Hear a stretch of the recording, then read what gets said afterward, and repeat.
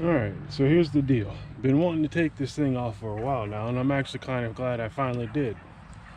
Because even though that doesn't look so bad itself, this is where things really start looking bad. Not only just because of the corrosion in there, we'll get that cleaned up, but a sticky throttle body, and that sucker, it doesn't stick when you put your foot on it, but this sucker is, yeah, nasty. So we're going to take this thing apart, clean it up very well, and see if we can get it to idle better and have a better, well, overall throttle response. Simply because, well, I don't think we have to guess why it would be better. You know, all the windows are closed, and yet you can hear that as loud as over here. Sounds like it. Yeah. Anyway, so yeah. Let's go ahead and, gosh, that stuff's thick. Hold on. Look at that.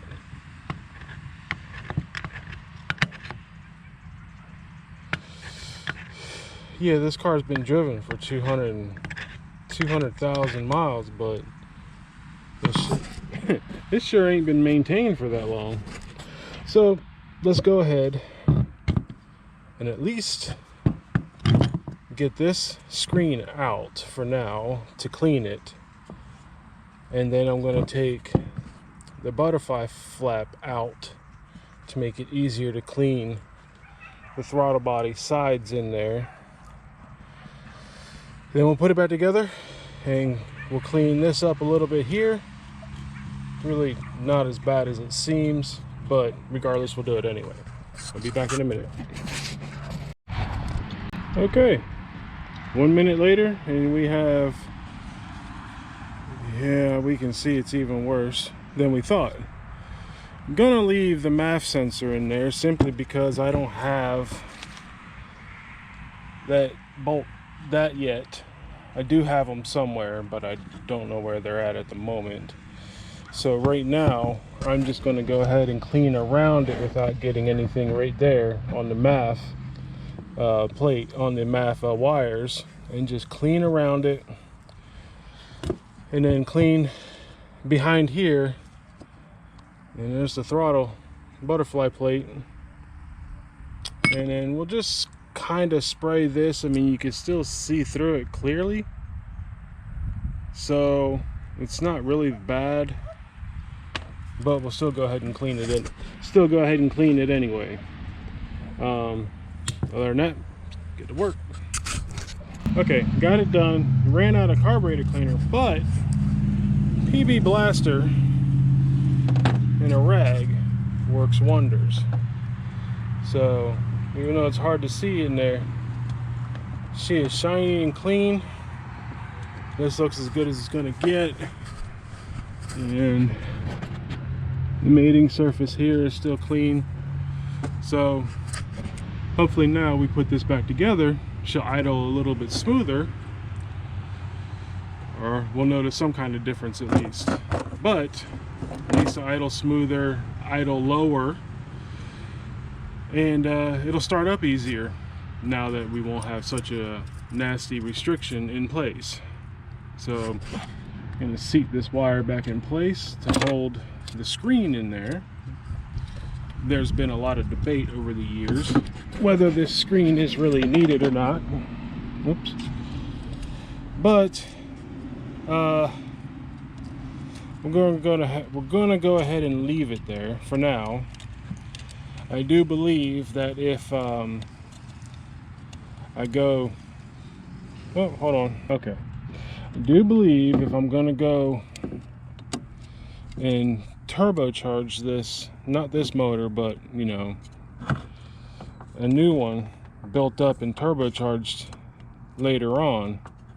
I will end up removing this just because, you know, end up being a different MAF sensor also, and other things too. So, all right, I'm gonna go ahead and put this on and be right back. Actually, may just go ahead and video the whole 5-minute process.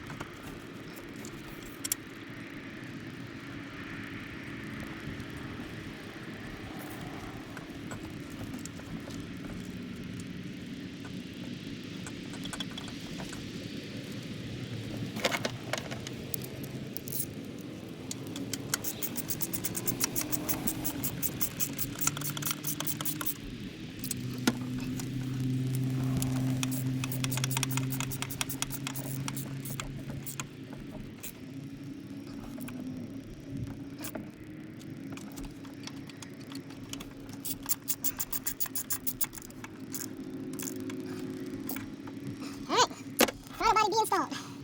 I just found another problem. There's another problem right there. Yep, that'll cause a bad idle. Surprised it hasn't stalled or anything else on me. Alright, no problem. We'll get a new one. Along with all the other hoses and stuff that need to be replaced. Simply because it's just, you know, I can show you the difference between a, 23 and 24-year-old car. But the only real difference is one's maintained better than the other. And this one wasn't maintained better than the other. That's for sure.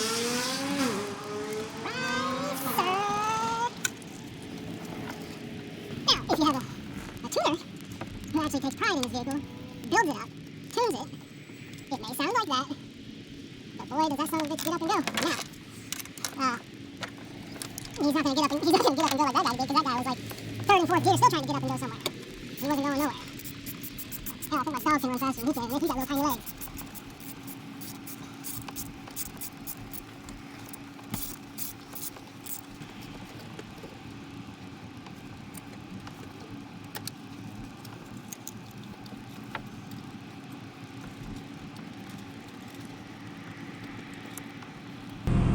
It does idle a lot smoother now.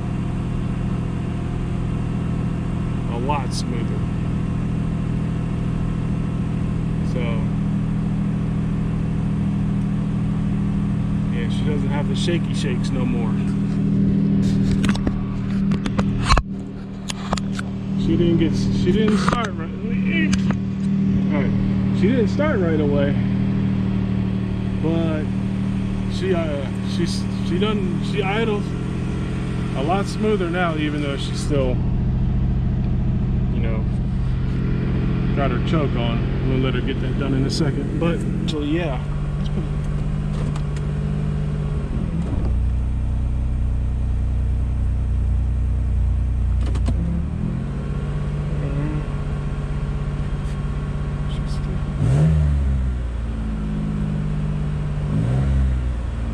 Throttle is a lot more sensitive,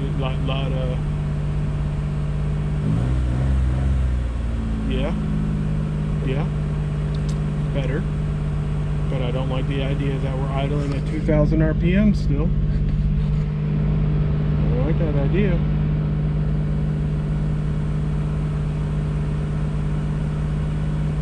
Don't like it. It's idling smooth though. Yeah, I don't like it. Oh yeah, that response is a lot better. Alright, I'll be right back. Now check this out. Well, got the idle down. It was just the throttle body. We are idling in drive right now with the AC on. We are idling a lot smoother than we used to. This is, you know what? I'm driving with my reading glasses on. We are idling a lot smoother with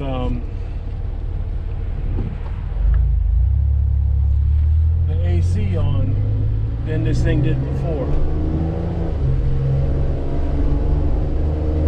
She gets up and goes a little bit, obviously better.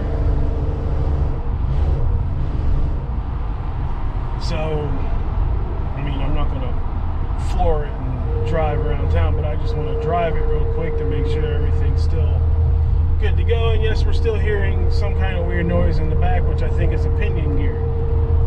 So, doing whatever. And we got a, you know, super excited dog on a ride. So, but this is also, like I said, 223,000 miles. I think a lot of those miles is from, you know, previous owner or two before me. Then there was, I got up and went a little bit better.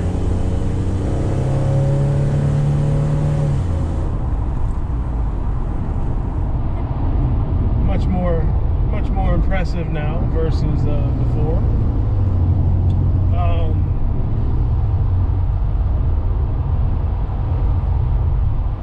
But it's just, it wasn't even that the fact that it's got this many miles on it. It's the fact of the matter of the lack of care and maintenance. Because you can drive a vehicle for a million miles, almost, just quite literally, as long as you do the basic maintenance of changing your oils.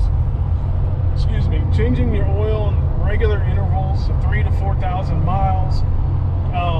If any problems arise, change, you know, for example, you're overheating, change your doggone, whatever the problem is with the overheating, and usually it's as simple as a water pump. An alternator usually goes bad. Stuff like that goes bad long before a motor will break down if you properly maintain it. If you don't properly maintain and take care of the motor, or the engine, I'm sorry, then yeah, you're not going to get the life out of the engine that you think you're going to get. You're going to get nothing out of it. It's going to drive like crap. It's going to act like crap. You're going to wonder why, and you're going to hate that product. Same thing, you know, it just keeps going and going and going, and people wonder why their cars break down, because they don't pay attention to it, and they don't do the simple things. Like I keep teaching my daughter, I keep trying to pound it into her head every time we work on her car. As long as you learn the basic maintenance, and if something goes wrong with the car, you get it fixed before it causes something major, you're not going to have any problems with it. And on top of that, the main basic stuff, as long as you can take care of it, somebody isn't going to rob you. You know, rob you blind, you know. Oh, well, it costs this much to change your oil, this and that. No, it only costs that much because you're a female.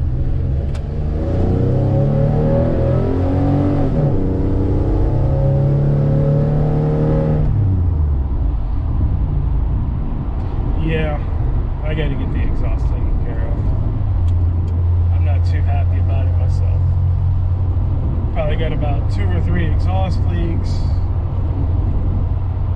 and probably has a lot to do with that 3-inch inside diameter intermediate pipe from the cat all the way to the muffler, which I'm going to be getting rid of also.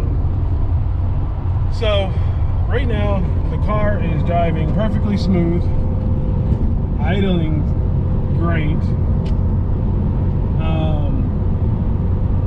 I think that was the bulk of my problems when it came down to idle smoothness and responsiveness.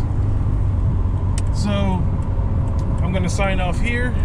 I am about home. So I will see you all later. Have a good one.